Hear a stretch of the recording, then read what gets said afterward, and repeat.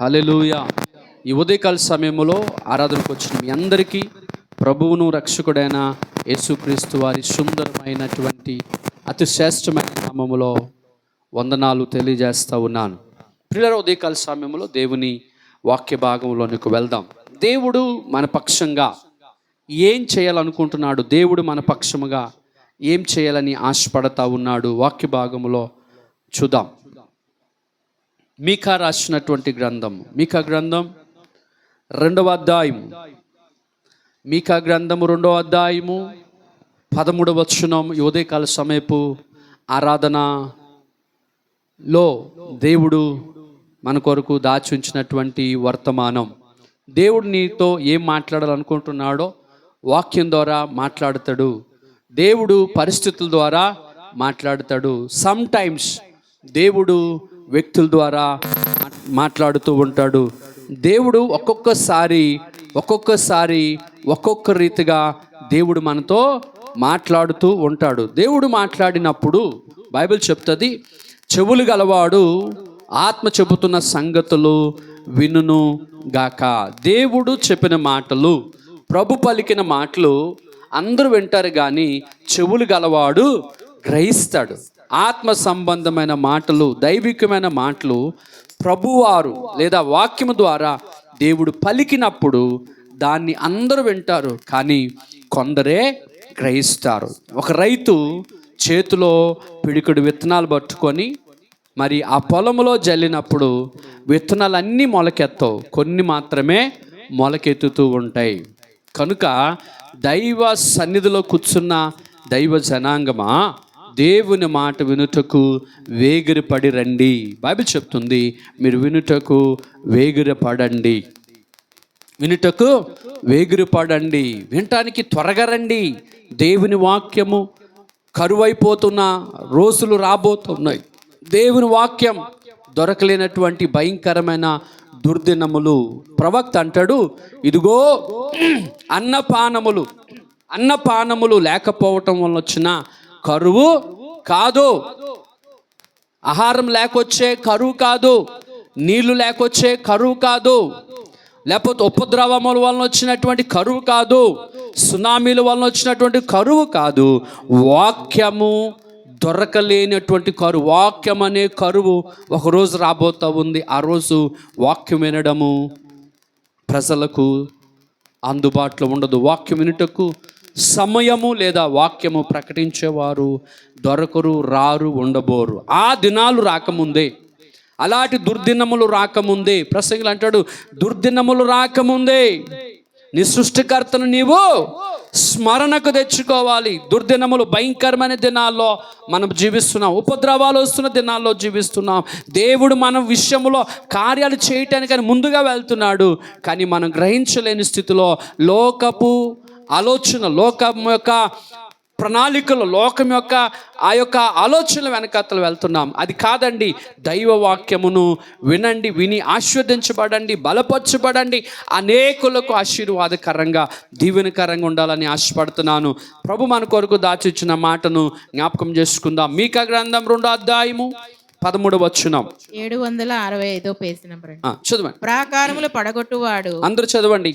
ప్రాకారములు పడగొట్టువాడు వారికి ముందుగా పోవును, వారు గుమ్మమును పడగొట్టి దాని ద్వారా దాటిపోవుదురు. వారి రాజు వారికి ముందుగా నడుచును, వారి రాజు వారికి ముందుగా నడుచును. యెహోవా వారికి నాయకుడు, యెహోవా వారికి నాయకుడై ఉండును. దేవుని స్తోత్రం. వారి రాజు వారికి ముందుగా నడుచును, యెహోవా వారికి నాయకుడై కాపరై వారిని నడిపించును. వారి రాజు వారికి ముందుగా వెళ్తాడట. ఇశ్రాయేలు ప్రజలు ఐగుప్తు దేశంలో నుంచి బయటకు వచ్చినప్పుడు మోషే నాయకత్వంలో ఎర్ర సముద్రము అడ్డొస్తుంది. మోషే నాయకత్వంలో మోషే ప్రజలు నడిపిస్తున్నప్పుడు ఎర్ర సముద్రము అడ్డొస్తుంది. ఎర్ర సముద్రం అడ్డొస్తుంది, వెనకాతల ఫరో సైన్యం ఉంటుంది, ఇశ్రాయేలు ప్రజలు ఉంటారు. ఆ పరిస్థితిలో మోషే ఎర్ర సముద్రాన్ని చూసి భయపడినప్పుడు, కంగారు పడినప్పుడు, ఆలోచన లేనప్పుడు దేవుడే మోషేతో మాట్లాడతాడు. మోషే, నీ చేతిలో ఉన్నటువంటి ఆ కర్రను ఆ సముద్రం వైపు చూపించు అంటాడు. నీ చేతిలో ఉన్నటువంటి ఆ దుడ్డి కర్ర, నీ చేతిలో ఉన్న నేను ఇచ్చినటువంటి ఒక ఆశీర్వాదము లేదా నేను ఇచ్చినటువంటి అధికారాన్ని చూపించి మాట్లాడు, ఎర్ర సముద్రం వైపు చూడు అని చెప్పి ఎర్ర సముద్రం వైపు మోసే ఆ కర్రను పైకెత్తినప్పుడు ఎర్ర సముద్రం పాయలవుతుంది. దేవుని స్తోత్రం. అక్కడ రాయబడుతుంది, ఇశ్రాయేలును నడిపించినటువంటి దైవం, దేవదూత లేదా దేవుని దూత ఆ యొక్క ఇశ్రాయేలు యొక్క ప్రజలకు ముందు భాగాన నడిచిందంట. ఇశ్రాయేలు ప్రజలకు ముందున నడిచింది దేవుని దూత. ఆ దేవుని దూత మీద కనబడలేదు కానీ ఎర్ర సముద్రం కనబడుతుంది, కర్ర కనబడుతుంది, మోషే కనబడుతున్నాడు, ఇశ్రాయేలు ప్రజలు కనబడుతున్నారు, వెనకాతల ఫరో సైన్యం కనబడుతుంది. కానీ ఎర్ర సముద్రం పాయలు చేయటానికి ఇశ్రాయేలు ప్రజలకు ముందుగా అంట, వారి ముందు భాగంలో వారికి ఉన్న ఫ్రంట్ లైన్లో యెహోవా దూత వారికి ముందర బాగా నడిచిందంట. ఇశ్రాయేలు ప్రజలు అనగా మోషే మొదలుకొని మిగిలిన వారందరూ కూడా ఆ యొక్క దూత వెనకాతలు ఉన్నారు.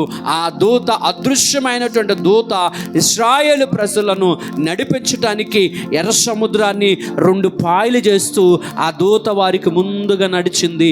ఆ దూత, బైబిల్ పండితులు చెప్తున్నారు, ఆ దూతే యేసుక్రీస్తు ప్రభువారై ఉన్నారు. ప్రభు వారి కాపరి వారికి ముందుగా నడుచును, వారి రాజు వారికి ముందుగా నడుచును, వారి అధికారి వారికి ముందుగా నడుచును, వారు ఆరాధిస్తున్న దేవుడు వారికి ముందుగా నడుచును. నీవు నమ్మిన నీ దైవమైన ప్రభు నీకంటే ముందుగా నడుచును, నీకు ముందుగా ఉంటాడు, నీ మీదకి శత్రువులు రాకుండగా. కాపరి ఆ యొక్క గొర్రెల మందకు ముందుగా ఉంటాడు. కారణం ఏంటో తెలుసా?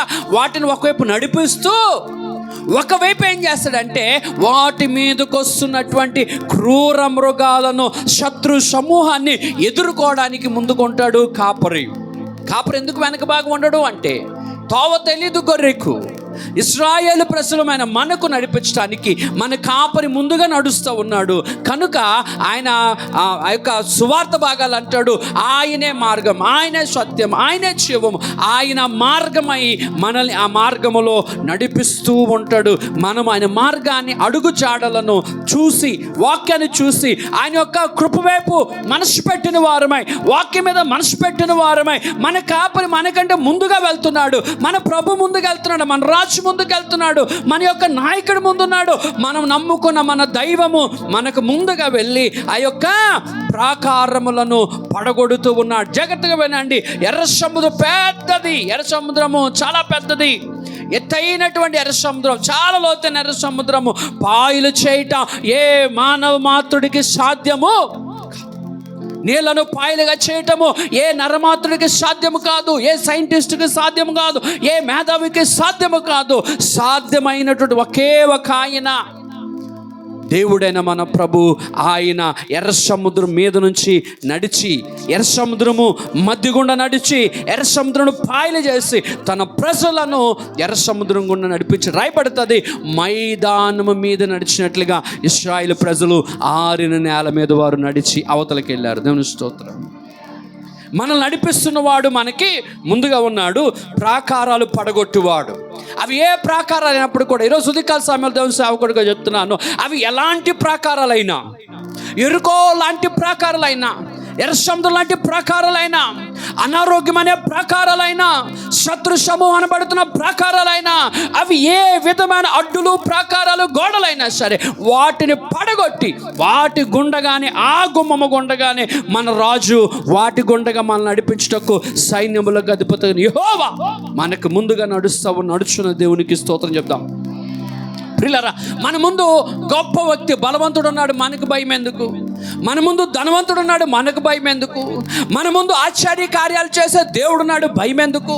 మన ముందు సమస్తమును సాధ్యపరచగలవాడు మన ముందున్నాడు, ఆయన ముందు పెట్టుకొని మనము ఆయన వెనక భాగాన నిలబడితే, ఇశ్రాయేలు ప్రజలు నడుస్తున్న మార్గములో ఎదురొచ్చిన ఎర్ర సముద్రమును దేవుని దూత, రాయబడుతుంది, దేవుని దూత ఎర్ర సముద్రం పాలు చేసుకుంటూ ముందుకు వెళ్ళింది.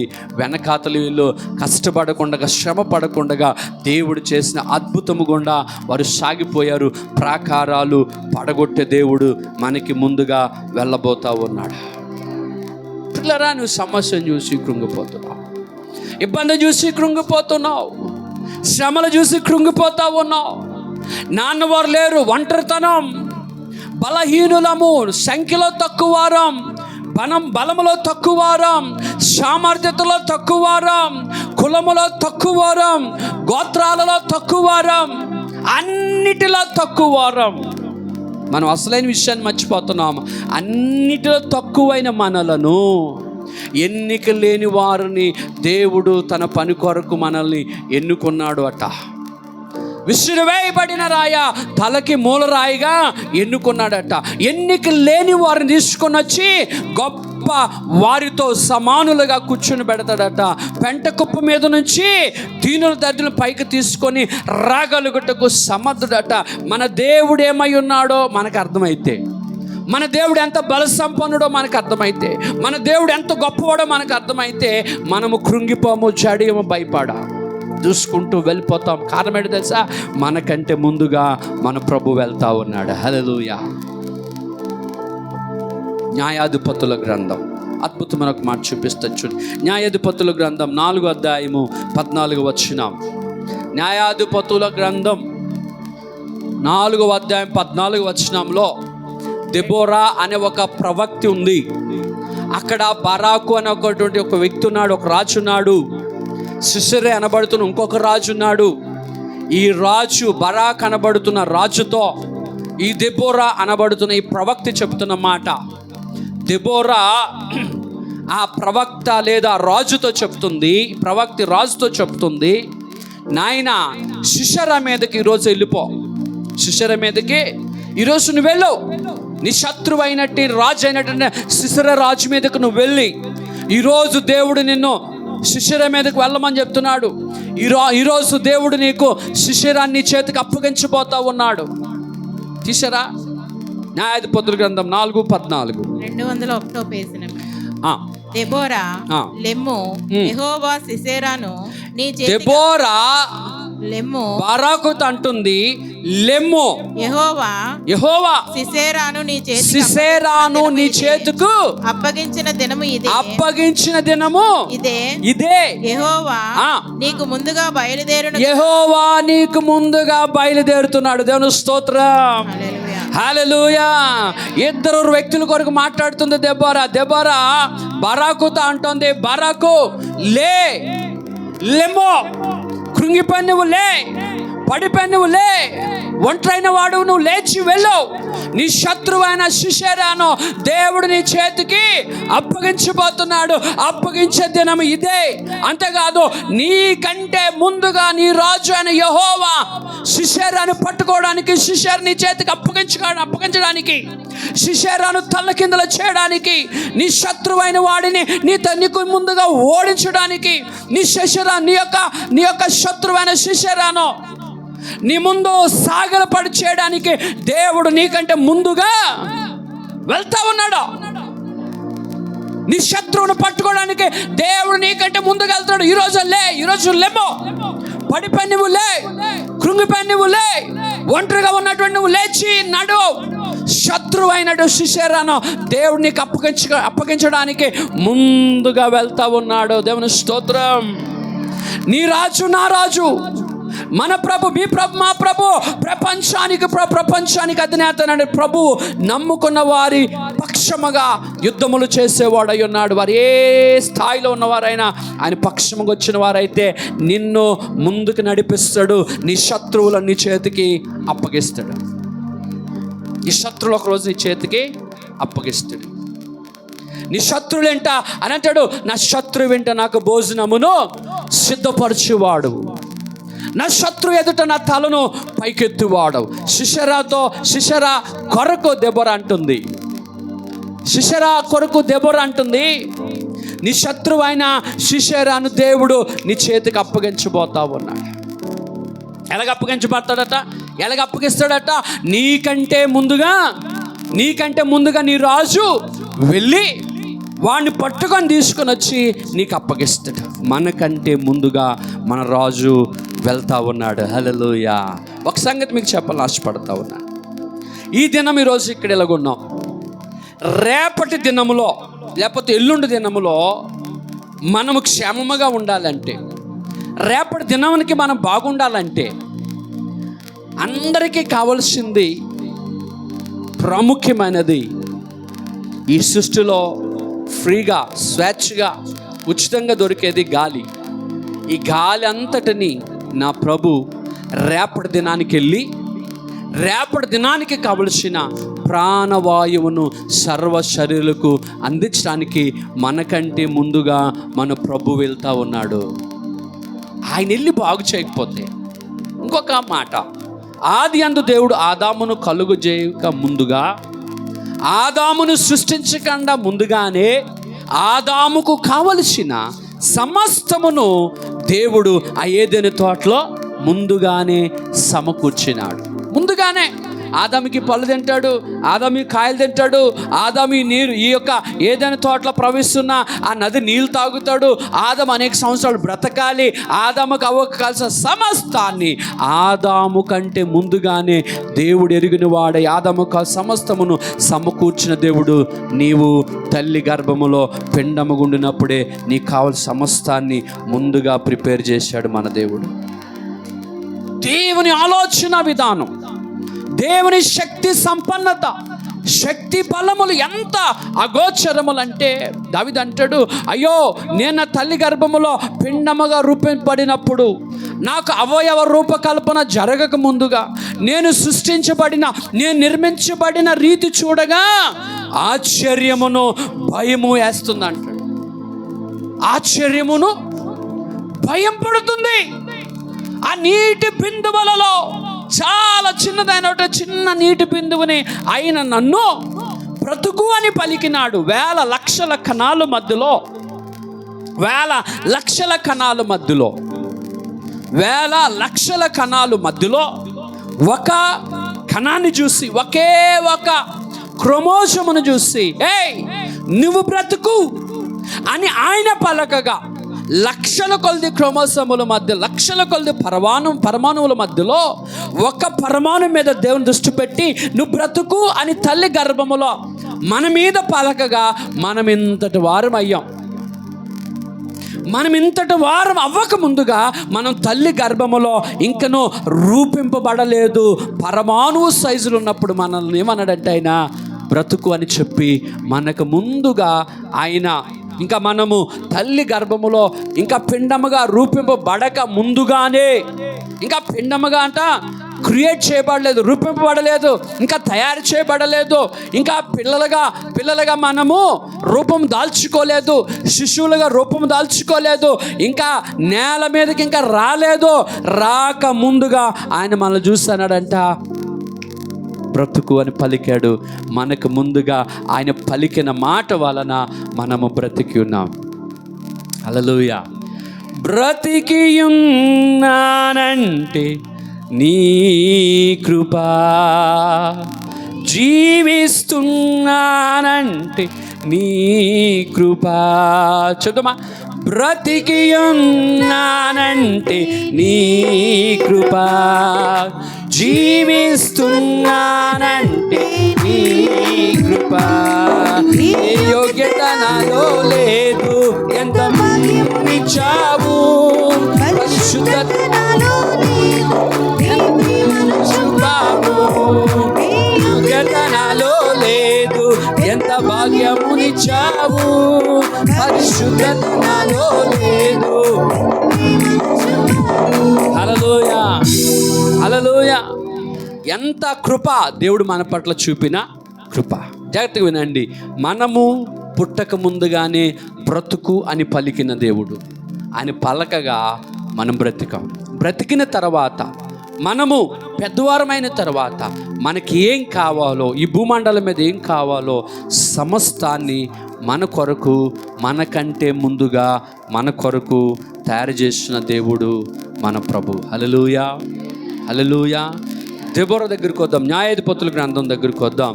దెబోరా ఆ యొక్క బరాకు తంటుంది, బరాకు లే, నిలుచో, బలము ధరించుకో, నీ అంబుల పొదుని సిద్ధపరచుకో, నీవు బలహీనుడివే, నీకంటే శిష్యరా బలవంతుడు, నీవు బలహీనుడువు, నీ శత్రువు బలవంతుడు.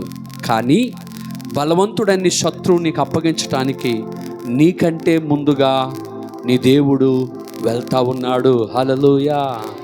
మనకంటే ముందుగా మన దేవుడు వెళ్తా ఉన్నాడు.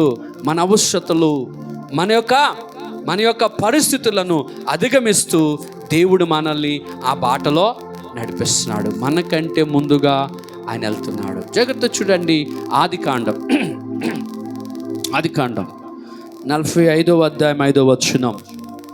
45వ అధ్యాయము 5వ వచనం.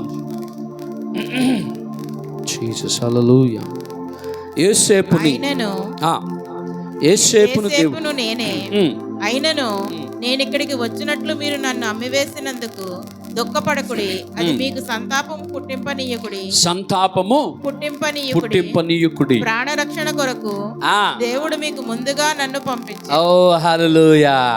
స్తోత్రం చెబుదామా. హల్లెలూయా. యేసేపు రెండోసారి వచ్చిన అన్నలతో అంటున్నాడు, అన్నలారా మీరు నన్ను చూసి భయపడకండి, బాధపడకండి. మీరేదో నన్ను గాయపరిచారని, మోసం చేశారని, అమ్మివేశారని మీరు అనుకోకండి. మీరు నన్ను అమ్మివేశారు, ఓకే. మీరు నన్ను మోసం చేశారు, ఓకే. నన్ను గుంట్లో తోసేశారు, ఓకే. నన్ను హింసించారు, ఓకే. అన్నీ ఓకే. పక్కన పెట్టండి, మర్చిపోండి, వాటిని జ్ఞాపకం చేసుకోకండి అని చెప్పి యేసేపు అంటున్నాడు అన్నలతో, ఇదిగో మీ ప్రాణరక్షణ కొరకు, స్తోత్రం చెప్పండి, మీ ప్రాణ రక్షణ కొరకు దేవుడు నన్ను దేనిగా చేశాడట?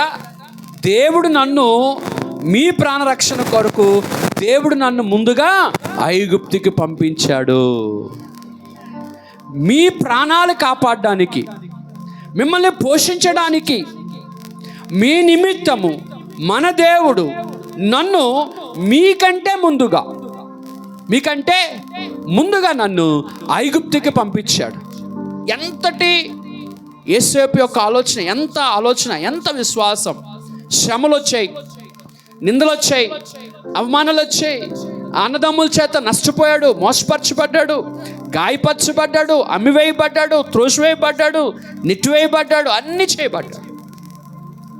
అన్ని మజిలీలు, జాగ్రత్తగా వినండి, అన్ని మజిలీలు త్రోసివేయబడిన, నెట్టివేయబడిన, అమ్మివేయబడి, అన్ని మజిలీలు, అన్ని సంఘటనలు కూడా దేవుడి యొక్క ప్రణాళిక లేకుండా యేసేపు జీవితంలో జరగలేదు. అందుకని జ్ఞాపకం చేసుకుని అంటున్నాడు, ఇవన్నీ కూడా దేవుడు మిమ్మల్ని పోషించడానికి, మీ ప్రాణాలు నిలబెట్టడానికి, మిమ్మల్ని పోషించడానికి, మీకు పోషణాధారం ఉండటానికి దేవుడు నన్ను మీకంటే ముందుగా పంపించాడు. హల్లెలూయా. ఎంత గొప్ప దేవుడు. ఇశ్రాయేలు ప్రజలు అనగా యాకోబు యొక్క సంతానము ఆకలితో అలమటించి చనిపోకుండగా రాబోతున్న కరువు సంవత్సరాలు, 7 కరువు సంవత్సరాలు, 7 సమృద్ధిగా పండిన సంవత్సరాలు, 7 సంవత్సరాలు సమృద్ధిగా పండినప్పుడు అందరూ బాగా తినేసి, రాబోతున్న కరువు తెలియక ఉన్నప్పుడు బాగా తినేసి అంత అవగొట్టేసుకున్నారు. యాకోబు దగ్గర తినడానికి తిండి గింజలు కూడా లేనప్పుడు యాకోబు తన పిల్లలను ఐగుప్తుకి ధాన్యం కొనడానికి పంపిస్తాడు. అర్థమైన స్టోరీ తెలుసు కదా, అందుకే స్టోరీ అంతా చెప్పట్లేదు. మొదటిసారి వెళ్తారు, కొనుక్కొని వస్తారు. రెండోసారి వెళ్తారు, మరి సహోదరుని యోసేపు వారిని గుర్తెరిగి వారిని వదులుకోలేక వారితో మాట్లాడి ముచ్చటిచ్చి రెండోసారి చెప్తున్నా ఈ మాటలు, అన్నలారా జాగ్రత్త వినండి, ఐగుప్తులో కరువు వస్తుందని ముందుగా ఎవరికి తెలుసు? ఎవరు తెలుసు? దేవుడికి తెలుసు. పిలువబడిన యాకోబుకి దేవుడు వాగ్దానం చేశాడు, యాకోబు నేను అబ్రహాము దేవుని, ఇస్సాకు దేవుడు, నీకు నేను దేవుడును, నీవు యాకోబుగా ఉండవు, ఇశ్రాయేలుగా ఉంటావు, నువ్వు బహుతరములకు ఆశీర్వాదంగా ఉంటావు అని చెప్పాడు. ఆశీర్వాదంగా, దీవెనకరంగా ఉంటావు, నిన్ను బట్టి గోత్రాలు వస్తాయి, నువ్వు అనేకులకు దీవెనకరంగా ఉంటావని చెప్పబడిన ఆ వాగ్దానము నెరవేరకుండా కానీ యాకోబు చనిపోతే, చూడకుండగా యాకోబు చనిపోతే, ఆ వాగ్దానము ఆడినవాడు లేదా వాగ్దానం చేసినవాడు అబద్ధికుడిగా కనబడతాడు. దేవుడు అబద్ధికుడిగా కనబడతాడు. కనుక ఆ యొక్క యాకోబు ఇంకా మరణ శయ్య మీదకి వెళ్ళక ముందుగానే దేవుడి కరువు గుండగా ప్రజలు వెళ్తున్నప్పుడు యాకోబుని కరువు గుండగానే ఐగుప్తుకి తీసుకొని వెళ్ళి ఐగుప్తులో ఉన్న శ్రేష్టమైనటువంటి ఆహారాన్ని, ధాన్యాన్ని అనుభవించిన తర్వాత యాకోబు మరణించినట్లుగా చూస్తాం. జాగ్రత్తగా వినండి. దేవుడు ఏం చేసినా, కీడు చేసినా అది మన మేలు కొరకే. నష్టం కలిగినా అది మన మేలు కొరకే. నింద కలిగినా అది మన మేలు కొరకే. త్రోసివేయబడ్డామా యోసేపులాగా అది మన మేలు కొరకే. ఒంటరిగా చేయబడ్డామా యోసేపు వలె అది మన మేలు కొరకే. మేలు పొందిన వారే కీడు చేశారా అది మన మేలు కొరకే. అన్నీ మన మేలు కొరకే. అన్నీ మన మేలు కొరకే. యోసేపు అలాగే తీసుకొని అన్నీ అలాగే తీసుకున్నాడు. అమ్మివేయబడిన అన్నలు కనబడినప్పుడు వారితో అంటున్నాడు, అన్నారా మీరు బాధపడకండి, మిమ్మల్ని పోషించడానికి దేవుడు నన్ను మీకంటే ముందుగా నన్ను పంపించాడు. కొన్ని సంఘటనలు దేవునికి ఒక ప్రణాళిక ఉంటుంది, దేవునికి ఒక ఆలోచన. ఒక కీడు జరుగుతుంది, ఒక కీడు జరుగుతుంది. నా జీవితంలో చాలా కీడులు జరిగాయి. దేవుని వైపు చూస్తూ ఉన్నాను. నా జీవితంలో చాలా కీడు జరిగాయి. ఎంత కీడు జరిగిందంటే అంత కీడు జరిగింది. దేవుడు ఏం చేస్తాడో అని తెలుసు. ఆ కీడు దేవుడు ఒకరోజు మేలుగా మారుస్తాడు. అమ్మివేయబడినప్పుడు యోసేపు బాధపడి ఉంటాడు, చిన్నవాడు కనుక. అమ్మివేయబడినప్పుడు యవనస్తుడు కనుక ఏడ్చుంటాడు, చిన్నవాడు కనుక. కొంతకాలమైన తర్వాత రాజసింహాసనం మీద కూర్చున్నప్పుడు ఆలోచించి ఉంటాడు, ఒకవేళ అన్నలను అమ్మకపోతే ఐగుప్తుకి వద్దునా? వస్తాడా? యోసేపుని కానీ అమ్మకపోతే ఐగుప్తుకి వస్తాడా? చెప్పండి చెప్పండి. అమ్మకపోతే వస్తాడా? రాడు. రాకపోతే ఐగుప్తులో దర్శనం కలుగుతుందా? ఒకవేళ దర్శనం కలగకపోయినా యోసేపుని వారు గుర్తిస్తారా? యోసేపుని ఆ సింహాసనం మీద కూర్చుని పెడతారా? కూర్చుని పెట్టరు. దేవుడు ఆ సింహాసనం మీద కూర్చుని పెట్టడానికి ముందుగా అనేకమైన పరిస్థితుల గుండా యోసేపు ప్రయాణం చేశాడు. యోసేపుకు ముందుగా దేవుడు వెళ్ళి సింహాసనాన్ని సిద్ధపరిచాడు. యోసేపుకు ముందుగా వెళ్ళి కరువుని దేవుడు తెలియచేశాడు. యోసేపు కంటే ముందుగా వెళ్ళి ఆ యొక్క ఫరోతోని, ఐగుప్తులో ఉన్న ప్రజలతో దేవుడు మాట్లాడాడు. దేశమంతా నిందించింది యోసేపుని. దేశమంతా యోసేపు ఎవరో తెలియనప్పుడు, యోసేపు ఎవరో తెలియనప్పుడు పోతీఫర్ భార్యని పాడు చేశాడు, చెరిపేశాడు. ఇగో ఆమె మీద పడిపోయాడు, ఆమెను ఏదో అన్నాడు, ఏదో చేశాడని చెప్పి దేశమంతా ఒక వార్త. ఆ రోజు యోసేపు ఎవరికి తెలియదు. కానీ యోసేపు అన్న వ్యక్తి మాత్రం పోతీఫర్ భార్యని పాడు చేశాడని తెలుసు. కానీ యోసేపు ఎవరో తెలీదు. ఒక యవనస్తుడు అనబడుతున్న యోసేపు తెలుసు. అదే యోసేపు లోకమంతా యోసేపు కొరకు చెడ్డగన్నప్పుడు దేవుడు ఆయన పక్షముగా,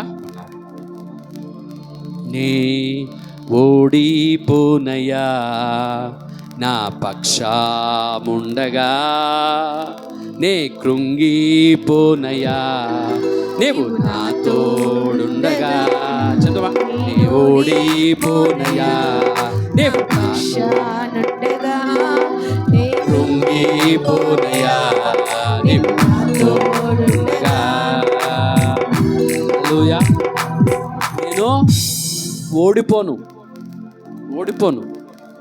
యోసేపు లోకమంతా వచ్చి నిందించినప్పుడు ఏడ్చుంటాడు, బాధపడి ఉంటాడు.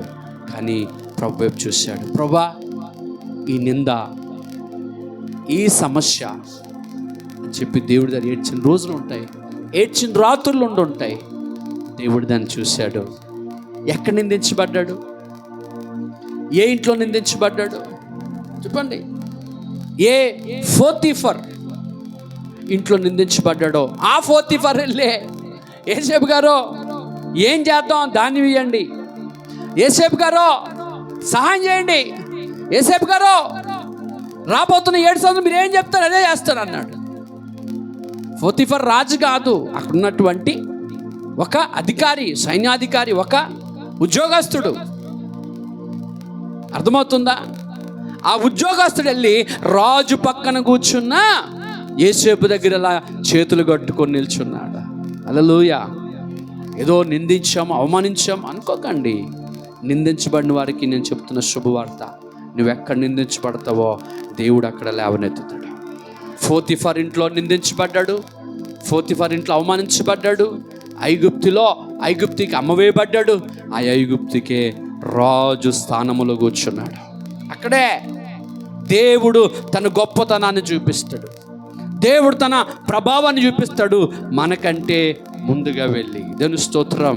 జాగ్రత్తగా వినండి. దెబోరా ఆ యొక్క బారాకుతో అంటుంది, బారాకు, నీ శత్రువైన సిసెరాను దేవుడి రోజు నీకు అప్పగించడానికి నీకంటే ముందుగా వెళ్తున్నాడు. హల్లెలూయా. నీవు నీ శత్రువుని తరమనవసరం లేదు, నీ శత్రువును పట్టుకొని అవసరం లేదు, నీ శత్రు మీద నీవు విజయం ప్రకటించే అవసరం లేదు, నీ శత్రు మీద యుద్ధానికే కాలు దువ్వనవసరం లేదు. దేవుడే ఒకానొక దినాన నీ శత్రువుని నీ చేతికి అప్పగించే రోజు రాబోతా ఉంది. God is going to do it. దేవుడు ఈ కార్యాన్ని జరిగించబోతున్నాడు. నమ్మకస్తుల మీద, భక్తి పరుల మీద, దేవుని కొరకు నిలబడే వారి కొరకు యేసేపు లాంటి యథార్థవంతులు పట్టుకోవాలని లోకము పొంచున్నా సరే వారందరిలో నుంచి నిందించబడతాం. నిందింపబడకుండా ఘనత రాదు, నిందించబడకుండా ఘనత. నిందించబడ్డాడు గానికే ఘనత పొందాడు. ఘనత కావాలనుకుంటారు చాలామంది. ఘనత కావాలా, నువ్వు ఖచ్చితంగా నిందలు, శ్రమల గుండా వెళ్ళాలి, సమస్య గుండా వెళ్ళాలి. ప్రతి నింద, ప్రతి రాయ ఆశీర్వాదంగా అప్పుడు మారుతుంది. నువ్వు అలాగ ప్రయాణం చేయాలి. దేవుడు సిసెరాను దేవుడు బరాక్ చేతికి అప్పగించడానికి ముందుగా వెళ్ళాడు. రెండవది, ఇశ్రాయేలు ప్రజలు అనబడుతున్న యాకోబు సంతానాన్ని పోషించడానికి, రాబోతున్న కరువులో సైతము వారిని బ్రతికించడానికి యోసేపుని ముందుగా ఐగుప్తుకి పంపించాడు. నిన్ను పోషించడానికి, నీకు ముందుగా మీ తల్లిదండ్రులను నిన్ను పోషించడానికి ఎవరో ఒకరిని దేవుడు ఏర్పరచుకుంటాడు. ఉదాహరణకి మోషేని సంరక్షించి, మోషేని కాపాడి, మోషేని పోషించడానికి ఫరో కుమార్తెను దేవుడు ఏర్పరచుకున్నాడు. మోషే ఆ నీటిలో కొట్టుకొని పోతా ఉన్నాడు. ఎంత ఆలోచిస్తుంటాను, ప్రభా ఆ పెట్టి అప్పుడే కొట్టుకొని వెళ్ళాలా, అప్పుడే యొక్క ఆ ఫరో కుమార్తెలు స్నానానికి రావాలా, అప్పుడే చూడాలా, అప్పుడే అక్క రావాలా, ఇదంతా ఏటి ప్రభా అని ఆలోచించినప్పుడు దేవుని యొక్క జ్ఞానం నాకు అర్థమైంది, దేవుడి యొక్క ఆలోచన అర్థమైంది. దేవుని స్తోత్రం. నీటిలో కొట్టి అక్కడెక్కడో చిన్న ఏదో అక్కడ పైన పెట్టేసారు, ఆ పైన కాలువలో పైన పెట్టేశారు. అది అలాగ వెళ్ళిపోతా ఉంది. దేవుడు ఏం చేశాడు, ఆ సమయానికే నీళ్ళలో పెట్టి ఆగుతుందా? మేడం గారు వస్తుందని చెప్పండి, రాణిగారు వస్తే ఆగుతాయా నీళ్ళు? రాజు వస్తే ఆగుతాయా? సీఎం వస్తే ఆగుతాయా? మనం వెళ్తే మాత్రం ఆగిపోతాయి. ఎందుకంటే మన ప్రార్థన నీరులై పారిపోతుంటుంది కదా. ప్రవాహం దారవలే, కన్నీరు దారవలే కొట్టుకుపోతుంటుంటుంది ప్రార్థన. అన్నీ ఓకే, మీరు సూపర్, పాటలు సూపర్, మాటలు ఇంకా సూపర్, క్రియలు సూపర్, ప్రార్థనే డూపర్. ప్రార్థన మాత్రం డుమ్మా కొట్టేస్తుంటాం. ఏంటి మళ్ళీ చెప్తున్నాను, ప్రార్థనా జీవితం లేకుండా ఆశీర్వాదాన్ని చూడలేరు. నువ్వెన్ని సంఘాలకు వెళ్ళినా, ఎంత పెద్ద ప్రసంగాలు విన్నా, ఎన్ని మాటలు విన్నా, ఎన్ని లోతైన అంశాలు తెలుసుకున్నా, ఎన్ని పరిస్థితి ఎంత దూరం వెళ్ళినా ప్రపంచం అంతా తిరిగి వచ్చినా ప్రార్థన లేకుండా పురోభివృద్ధి ఉండదు. ప్రార్థన లేకుండా జీవితాలు తింటాం చక్కగా ఉంటాం, కానీ దైవికమైన ఆశీర్వాదం ఉండదు. లోక సంబంధమైన ఆశీర్వాదం అందరి వాళ్ళే సామాన్యంగా వెళ్తాం. ఎన్ని రోజులైంది నువ్వు ప్రభు దగ్గర కన్నీరు కార్చేయచ్చు?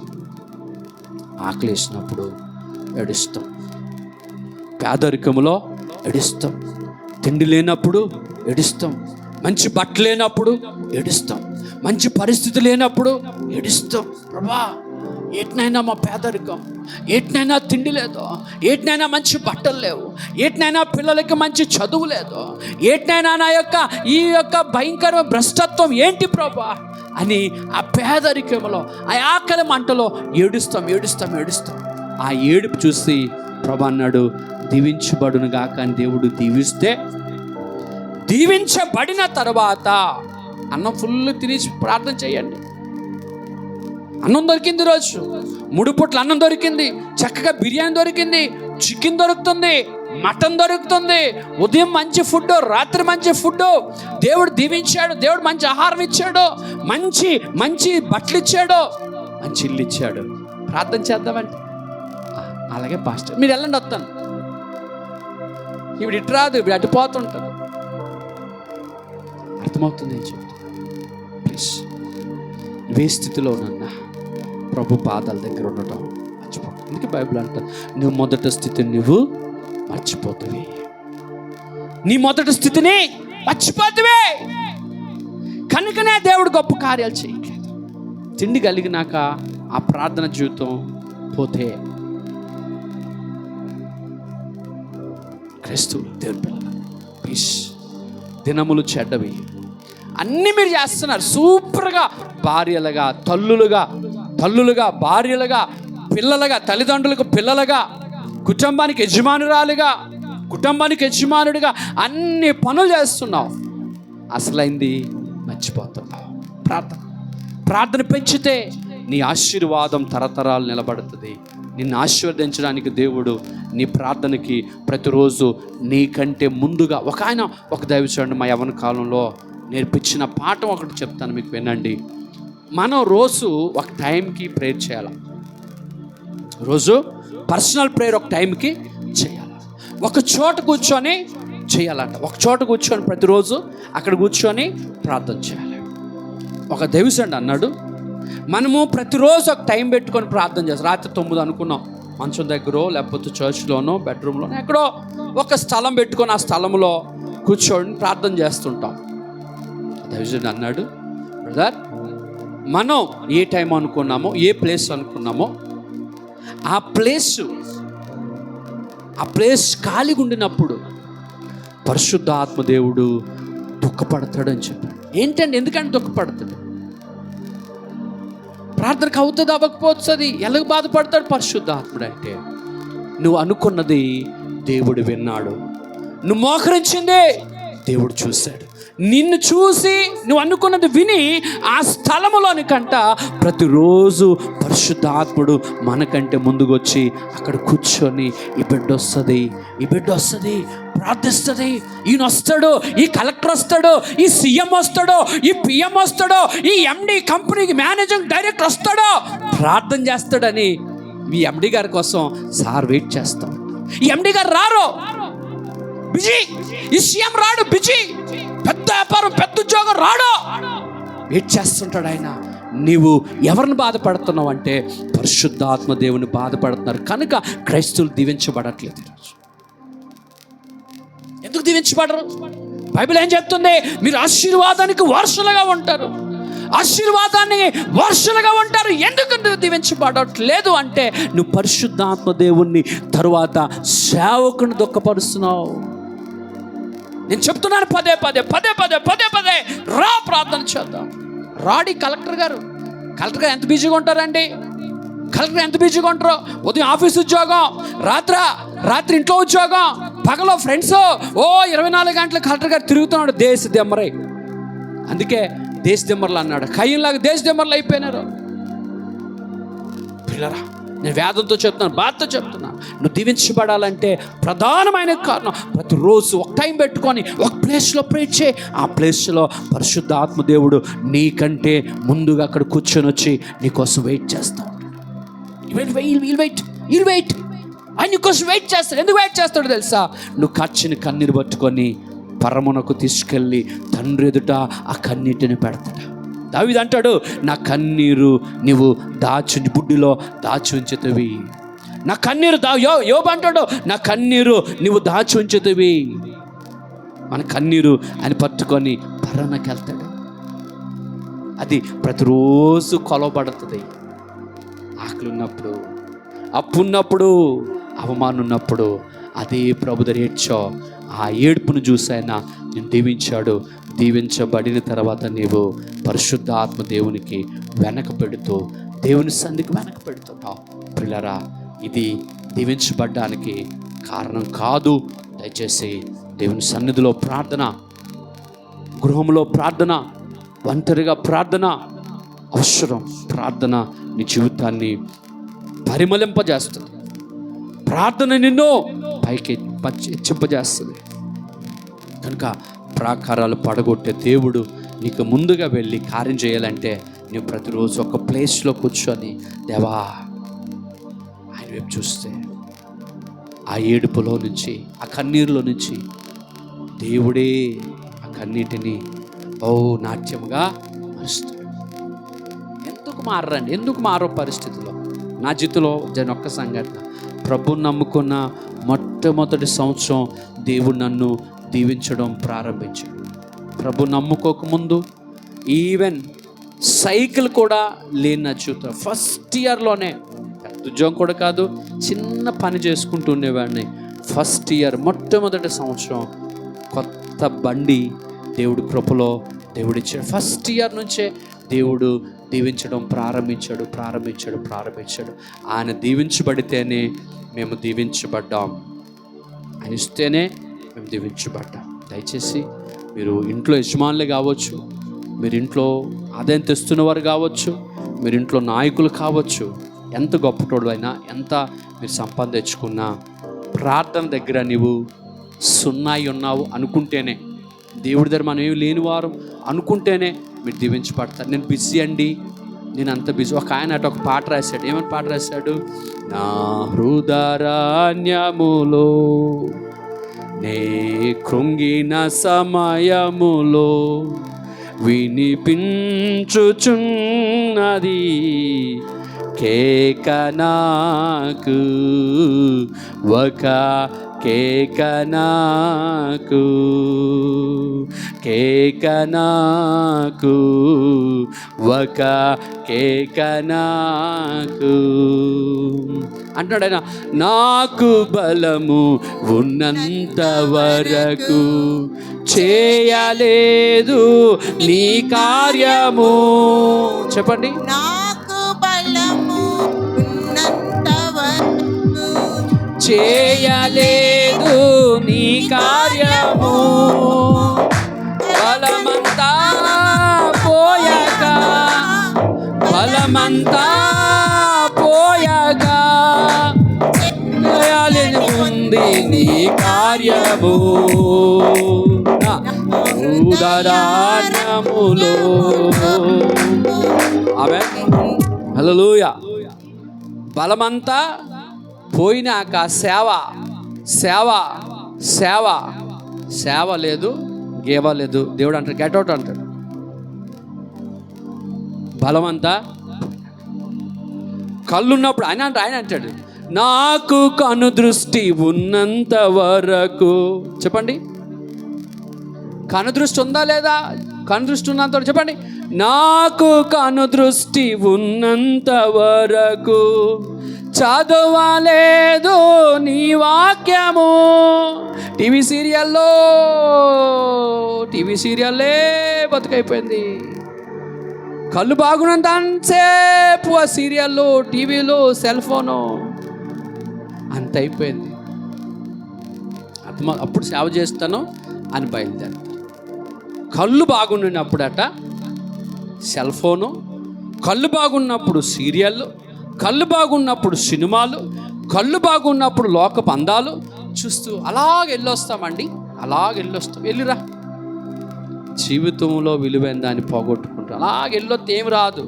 దెయ్యాలు ఇంటికి వస్తాయి. నేను సూటికి రాసిస్తాను. నేను ఊరంతా తిరిగి వచ్చి వెనకాల దెయ్యాలు వస్తాయి రావా?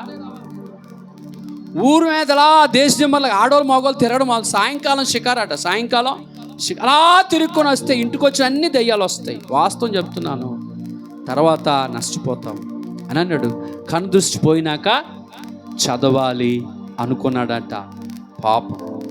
దయచేసి ప్లీజ్ ఒప్పుకున్నప్పుడు, సమయం ఉన్నప్పుడు ప్రార్థన చేయండి, కన్నీరు కార్చండి, వాక్యం చదవండి. నీ దేవుడు ముందుగా వెళ్ళి నీకు సమస్తాన్ని సమకూరుస్తాడు.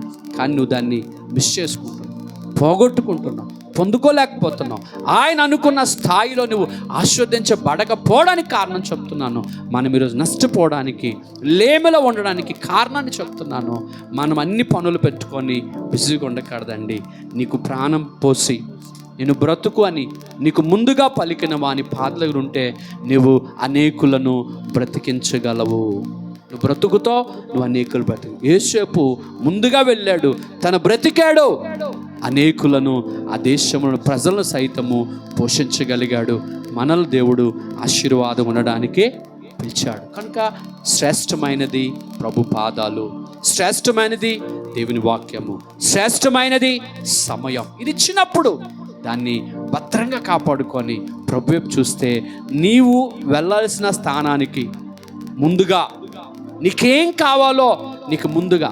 బైబిల్లో పౌలు అంటాడు, ఆయనను ప్రేమించు వారికి, రోమిల రాసిన పుస్తకంలో, దేవుని ప్రేమించు వారికి అనగా ఆయన సంకల్పము చొప్పున పిలవబడిన వారికి సమస్తము సమకూడి జరుగునని, సమస్తము సమకూడి జరుగునని 8వ అధ్యాయంలో ఉంటుంది చూడండి. రోమిల రాసిన పుస్తకం 8వ అధ్యాయం 28 అనుకుంటా. దేవుని ప్రేమించే వారికి, ఆయన సంకల్పం చొప్పున పిలవబడిన వారికి మేలు కలుగుటకై సమస్తము సమకూడి జరుగుచున్నవని ఎరుగుదము. దేవుని స్తోత్రం. ఆయన ప్రేమించే వారికి, ఎవరికండి? ఎవరికి? దేవుని ప్రేమించే వారికి. అంటే ఏంటి దేవుని ప్రేమించడం అంటే? ఆయన మాట వినడం.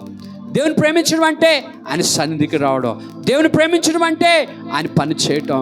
దేవుని ప్రేమించడం అంటే వాక్యానుసారంగా బ్రతకడం. దేవుని ప్రేమించడం అంటే ఉపవాసం ఉండడం. దేవుని ప్రేమించడం అంటే ప్రతిరోజు ఆయన పాద దగ్గర. ప్రేమించుకున్న వాళ్ళు ఎలాగ చేత ప్రేమలో ఉన్న ఎవరి పిల్లలు ఏం చేస్తారు? ప్రతిరోజు సారమాకం చూపకపోతే ఈవిడికి తిన్నది అరగదు. కారణం సారను చూడలేదు, సారికి అన్నం అరగదు. ఎందుకు? అమ్మాయిని చూడలేదు. చూస్తేనే అన్నం కూడా అరుగుతుంది. నిద్ర పట్టదు. అదొక జబ్బు, అదొక జబ్బు. అర్థమవుతుందా? అలాంటి ప్రేమ ఆయన మీదుగానుంటే నీవు సమస్తము దేవుడు నీకు మేలు కొరకే జరిగేస్తాడు. హల్లెలూయా. మనం అలా ప్రేమించాలి. ఆయన ప్రేమించు వారినట బైబిల్ అంటది, ఆయన ప్రేమించు వారిని ఆస్తికర్తలుగా చేస్తాడు. ఆయన ప్రేమించు వారిని ఆస్తికర్తలుగా చేస్తాడు. ఇంకో చోట ఉంటుంది, ఆయన ప్రేమించేవారు ఉదయించే సూర్యుని వలె ఉంటారు. ఆయన ప్రేమిస్తే ఉదయించే సూర్యుని వలె ఉంటారు. కనుక దేవుడిచ్చిన సమయంలో ఆయన ప్రేమిద్దాం, ఆయన పాదాల దగ్గర ఉందాం. ఏంటి అంతకంటే గొప్ప భాగ్యం క్రైస్తవుడికి ఎక్కడ ఉంటుంది? నమ్మరు. మా ఇంట్లో టీవీ ఉంటుంది కానీ దానికి కేబుల్ కనెక్షన్ ఉండదు. మా ఇంట్లో 2-3 టీవీలు ఉంటాయి, కేబుల్ కనెక్షన్స్ ఉండవు.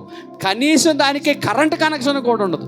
ఎందుకు పెట్టాడంటే మరి పాస్టర్ గారు పిస్తున్నారు అనుకుంటారు. మీలాంటి వాళ్ళు అందరూ వచ్చి పెట్టుకున్నాం, దిష్టికి పెట్టుకున్నాం. ఇక్కడ ఉంటుంది, అక్కడ టీవీ పాకిరేపేటలో 2 టీవీలు ఉంటాయి, పెద్ద టీవీ ఉంటుంది అక్కడ. అది అలా చూస్తుండే, ఓహో ఉన్నా పెట్టి ఇక్కడ. దాంతో అవసరమేంటి మాకు? దాని ముఖం చూస్తే నేను దీవించబడను, నా ప్రభు ముఖం చూస్తే నేను దీవించబడతాను. కొంతమందికి కొన్ని సిద్ధాంతాలు ఉంటాయి. ఉదయాన్ని లేచి మా ఆవిడ ముఖం చూసి బయటికి వెళ్తానండి, నాకు అంతా మేలే జరుగుతుందండి. ఎంత ప్రేమో భర్తలకి. కొంతమంది భార్యలు ఉదయం లేచి మా ఆయన ముఖమే చూస్తానండి, ఇంకెవరి ముఖం చూడనండి. ఆయన వెళ్ళిపోయిన తర్వాత పక్కింటి ఆయన ముఖం చూస్తాను, ఆ ముఖమే చూస్తాను. ఆ మొఖాలు ఈ మొఖాలు కాదు, నీ కోసం కల్వరిలో ప్రాణం పెట్టిన ప్రభు ముఖం చూస్తే నువ్వు దీవించబడతావు. ఆయన ముఖం చూస్తే, ఆయన వైపు చూసిన వారు బ్రతికారు అని రాయబడు. ఆయన వైపు చూసిన వారు బ్రతికారు. మనం బ్రతకాలి. రేపట్లో బ్రతకాలంటే, రేపటి దినం బ్రతికి బట్టగట్టాలంటే రేపటిలో నిలబడిన మన ప్రభు వైపు చూద్దాం. దేవుని స్తోత్రం. నువ్వు ఉజ్జీవింపబడాలండి. నువ్వు ప్రార్థన జీవితం ఉజ్జీవింపబడాలి, ఉపవాస జీవితం ఉజ్జీవింపబడాలి. క్రైస్తవుని రోషం కలిగి భక్తి చేస్తాను, పౌరుషం కలిగి భక్తి చేస్తాను, ప్రభు కొరకు నిలబడతా, చెయ్యి అన్నిసార్లు చెప్పించుకోవాలి నా బ్రతుకులో అని చెప్పి తెగించుకొని ఈరోజు ఉపవాసం ఉండి ప్రార్థన చేసి ఒక్కసారి పడుకునే సింహం పడుకునే సింహం లాగా ఉంటుంది. అదే లేచి సింహం తన జూలు దులుపుకొని ప్రయాణం చేస్తుంటే ఎదురుగా వస్తున్న క్రూర మృగాలు సైతం భయపడు. అందుకని అంటాడు బైబిల్లో, ఉంటే వెచ్చగా ఉండు, లేకపోతే చల్లగా ఉండు, ఉంటే మండుతూ ఉండు ప్రభు కొరకు. నేను ఎప్పుడు మా మగవాళ్ళకి అంటాను, మీరు మగవాళ్ళుగా మాట్లాడతారు కదా, మీరు మగవాళ్ళుగా మాట్లాడతారు, నాతో కలిసి రండి 2 రోజులు అంటే, పాస్టర్ గారు పని ఉందండి. శిలక పలుకుతా ఉంటుంది, శిలక పలుకుతా ఉంటుంది. సువార్తకి వెళ్దాం, పని ఉంది పాస్టర్ గారు. సువార్తకి వెళ్దాం, బాలేదు పాస్టర్ గారు. సువార్తకి వెళ్దాం, ఉద్యోగం పాస్టర్ గారు. సువార్తకి వెళ్దాం, విజయ్ పాస్టర్ గారు.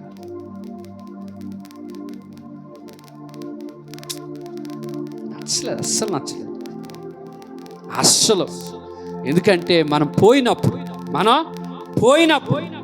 పట్టుకొని ఏది పోలేం. పోయే ముందు 4 ఆత్మలు సంపాదించి, ఒక ఆయన అంటాడు 4 రాళ్ళు వెనకేసుకో అన్నాడు. చాలామంది ఏంటంటారు, బాగున్నప్పుడు 4 రాళ్ళు వెనకేసుకో.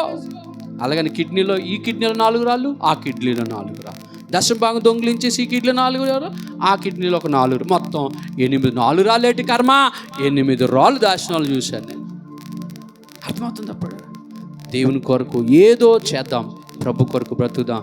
మనకు కావాల్సిన వాటిని అన్నిటిని సమకూర్చడానికి మన దేవుడు, వింటున్నారా, మన దేవుడు మనకంటే ముందుగా వెళ్ళాడు. ఇజ్రాయెల్ ప్రజలు పోషించడానికి యేసేపును ముందుగా పంపించాడు. ఇజ్రాయెల్ ప్రజలు విడిపించడానికి బారాకును వాడుకొని శిశిరాని చితగొట్టడానికి దేవుడు, శిశిరాన్ని అప్పగించడానికి దేవుడు ముందుగా వెళ్ళాడు. ప్రాకారాలు పడగొట్టేవాడు మన రాజు మనకంటే ముందుగా వెళ్తున్నాడు. ఒక మాట చెప్పి ముగిస్తా. మీరు ప్రయాణాలు చేస్తున్నారు కదా, బస్సులో కానీ, కారులో కానీ, బైక్ మీద కానీ ప్రయాణం చేస్తున్నారా లేదా? చేస్తున్న స్తోత్రం చెప్పండి. రోజు చేస్తున్న స్తోత్రం చెప్పండి. బైక్ లేకపోతే పక్కింటికి కూడా వెళ్ళండి.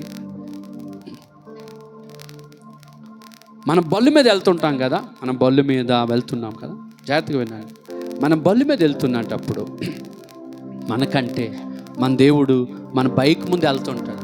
వెళ్ళి ఏం చేస్తాడో తెలుసా? నీ మీదకి వస్తున్న బళ్ళన్నిటినీ, ప్రమాదాలను ఆయన ఆపుకుంటూ నేను క్షేమముగా నడిపిస్తుంటాడు. అందుకంటాడు, నీ రాకపోకలు యందు యెహోవా నిన్ను కాపాడు. నీ రాకపోకలు యందు యెహోవా నిన్ను కాపాడు. ప్రతిసారి అనుకుంటాను, నా ముందే ఎన్నోసార్లు యాక్సిడెంట్ జరిగింది. నా ముందే జస్ట్ 1 మినిట్ ముందు యాక్సిడెంట్ జరిగింది. 1 మినిట్ ముందు నేను అక్కడ ఉండాలా, నాకంటే ముందు ఏదో యాక్సిడెంట్. ప్రభా నువ్వెంత గొప్ప దేవుడు. ఎన్నిసార్లు తునిలో పట్టపగలు 3 గంటల కానీ భయంకరమైన యాక్సిడెంట్. మన ఒక 2 నెలల క్రితం భయంకరమైన యాక్సిడెంట్. మేము వాల్వో బస్సులో ఉన్న మా ముందు వాల్వో బస్సు సర్ర వెళ్ళిపోయి ఓసల మీదకి వెళ్ళిపోయింది. బస్సు టిల్ట్ అయి బస్సు బద్దగట్టేసింది. చూస్తుండగానే ఏమైందంటే, ఎడ్ల బండి ఇలా క్రాస్ చేశాడు, హైవేని ఇలా క్రాస్ చేశాడు. ఒక చోట ఖాళీ ఉంటే ఇలా క్రాస్ చేశాడు. దాన్ని తప్పించడానికి ఈ వాల్వో బస్సు వెళ్ళిపోయింది, ఆ మధ్యలో డివైడర్ మీదకి వెళ్ళిపోయింది. నా ముందు బస్సు. ప్రభా నువ్వెంత గొప్పటోడా. ప్రతిరోజు నీకంటే ముందు నీ ప్రయాణాల్లో నీ ప్రభు ముందుకెళ్ళి నా బిడ్డ వస్తుంది తోవే అని చెప్పి దురాత్మ చీకటి శక్తులు నిన్ను కబలించుకుండగా, దురాత్మ చీకటి శక్తులు నీ మీద పడకుండగా, దెయ్యాలు నీ పడకుండగా, ప్రమాదాలు నిన్ను పొంచుంటకుండగా ఇశ్రాయేలు కాపాడువాడు రేయి పగలు కొనకడు. ఇశ్రాయేలు కాపాడువాడు, నిన్ను కాపాడుతున్నవాడు నీకంటే ముందుగా ప్రతి ప్రయాణంలో వెళ్తున్నాడు, ప్రతిరోజు వెళ్తున్నాడు. ఇంకొక సంగతి తెలుసా? మనం తినే ఆహారం విషంగా మారకుండగా మనకంటే ముందు దేవుడు ప్రార్థన ద్వారా దాన్ని పరిశుద్ధపరుస్తుంటాడు. కానీ అది మన నోటికి వెళ్ళకుండా ముందుగా, దాది విషం అవ్వకుండగా, పాయిజన్ అవ్వకుండగా, ప్రమాదం అవ్వకుండగా మనం ప్రార్థన చేసినప్పుడు దేవుడు కృప ఆహారాన్ని పరిశుద్ధపరుస్తుంది, క్షేమకరమైన ఆరోగ్యకరమైన ఆహారం తింటున్నాం. మన ప్రతి అణువణువున, ప్రతి క్షణాన మనకంటే ముందు మన ప్రభు నడుస్తూనే ఉన్నాడు. దేవునికి మహిమ కలుగును గాక. ఎంత గొప్ప దేవుడు, ఎంత ఆశ్చర్యకరమైన, అందుకని పేరు ఆశ్చర్యకరుడు. ఎంత ఆశ్చర్యం, నీకు కనబడడు ఆయన, కానీ ఆశ్చర్యమైన కార్యాలు చేస్తూ ఉన్నాడు. జాగ్రత్త. ప్రేమ కలిగి, కృప కలిగి దేవుడు, నిన్ను ప్రేమిస్తున్న దేవుడు, నీవు ఆయన దగ్గర ఉండాలని ఆశపడతాడు. ప్రతిరోజు ఆయన పాల దగ్గర ఉండాలని ఆశపడతాడు. దయచేసి ప్రార్థనకు ఒక నిబంధన చేసుకుందాం. ఈ రోజు నుంచి మండుతూ మనకంటే ప్రభు ముందుకు వెళ్తున్నాడు. ధైర్యంతో ప్రతి పరిస్థితిలో మనం ముందుకు సాగిపోదాం. ప్రియులారా, ప్రార్థన అనే పునాది, వాక్యం అనే పునాది, సహవాసం అనే పునాది. దయచేసి మిస్ కాకండి. నీవు ఆశీర్వదించబడాలని దేవుడు కోరుకుంటున్నాడు. ఈ కొద్ది మాటలు ప్రభు దీవించి ఆశీర్వదించునుగాక. కళ్ళు మూసుకుందాం, చిన్న ప్రార్థన చేసుకుందాం. కళ్ళు మూసుకోండి, ప్రార్థన చేసుకుందాం. ప్రాకారములు పడగొట్టువాడు మనకంటే ముందుగా వెళ్తా ఉన్నాడు. అవును ప్రభా, నీవు మాకంటే ముందుగా ప్రతిరోజు ముందుకు వెళ్తున్నావు. ప్రతి క్షణం ముందుకు వెళ్తున్నావు. ప్రతి పరిస్థితిలో ముందుకు వెళ్తున్నావు. మా ప్రతి అవసరతకి ముందుకు వెళ్తున్నావు. అయా మమ్మల్ని పోషించడానికి, అయా మాకు కావలసిన ఆహారాన్ని ప్రభా నీవు మాకంటే ముందుగా దాన్ని పండించి సమృద్ధిస్తున్నావు ప్రభా. నాయన ఇవ్వకపోతే మేము బ్రతకలేము నాయన. గాలిని పరిశుద్ధపరుస్తున్నావు, మా వాహనాలు పరిశుద్ధపరుస్తున్నావు, మా ప్రయాణాలు పరిశుద్ధపరుస్తున్నావు. మా ప్రయాణాల్లో, మా వాహనాల్లో, మా రాకపోకల్లో, సమస్తములో మాకంటే ముందుగా వెళ్తున్నావు. శిష్యుల లాంటి శత్రువులను మా చేతికి అప్పగించడానికి ముందుగా వెళ్తున్నావు. మమ్మల్ని పోషించడానికి, కరువులో పోషించడానికి యేసేపును ముందుగా నడిపించినట్లుగా మాకంటే ముందుగా నడుస్తున్నావు. మాకు అడ్డుగా ఉన్నటువంటి ప్రాకారాలు దేవా, మా జీవితంలో అడ్డుగా అనేక ప్రాకారాలు ఉన్నాయి. వాటిని పడగొట్టడానికి మాకంటే ముందుగా వెళ్తున్నావు. అందును బట్టి మీకు వందనాలు, స్తోత్రాలు నాయన. ప్రతిరోజు, ప్రతి ఉదయం, ప్రతి సాయంకాలం మీ పాదాలుండే కృప దయచేయమని, ఆశీర్వాదం వైపు నడిపించమని, మా జీవితంలో అడ్డుకున్న ప్రతి ప్రాకారాన్ని దూరపరచమని నజరేయుడైన యేసు నామములో స్తుతించి ప్రార్థించి వేడుకుంటున్నాం పరమ తండ్రి. ఆమేన్. అందరూ ఆమేన్ చెప్తామా? ఆమేన్. హల్లెలూయా.